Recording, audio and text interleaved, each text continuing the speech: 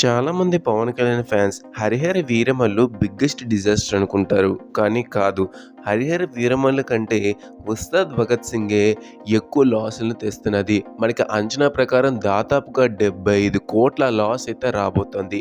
మనకి 'హరిశంకర్' గారైతే 'గబ్బర్ సింగ్‌ని', 'ఉస్తాద్ భగత్ సింగ్‌ని' పక్కన పెడితే నేను 'ఉస్తాద్ భగత్ సింగ్‌ని' మెచ్చుకుంటాను. ఎందుకంటే నాకు 'ఉస్తాద్ భగత్ సింగే' నచ్చింది అది ఇది అని చెప్పారు. కానీ ఆడియన్స్‌కి మాత్రం అది ఏమాత్రం నచ్చలేదు. దానికి ఎగ్జాంపులే ఈ కలెక్షన్స్. కడపలో మనకి 'యాత్ర 2'కి ఎక్కువ కలెక్షన్స్ వచ్చాయి 'ఉస్తాద్ భగత్ సింగ్' కంటే.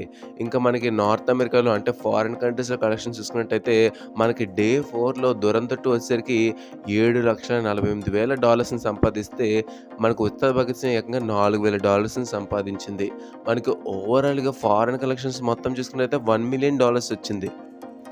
మన 'ఓజీ' మూవీకి ప్రీమియర్సే మనకు 1,000,000 క్రాస్ చేసాయి. అంటే సినిమా రిలీజ్ అవ్వకుండానే కేవలం అమెరికాలోనే $1,000,000 క్రాస్ చేసింది.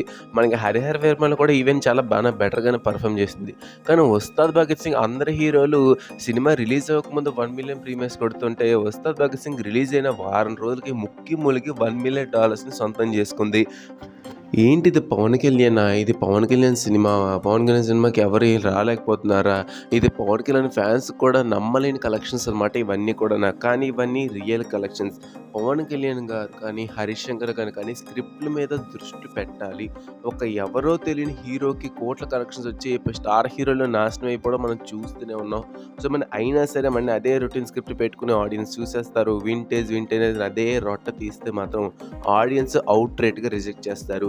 ఇలా చాలా సార్లు రొటీన్ సినిమాలతో రిజెక్ట్ చేయబడింది పవన్ కళ్యాణ్ గారే. సో, ఎప్పటికైనా అతను మారితే మంచి సినిమాలు పడితేనే ఫ్యాన్స్ అయినా సరే చూసే పరిస్థితి. సో, అది వాళ్ళ అప్డేట్ అన్నమాట.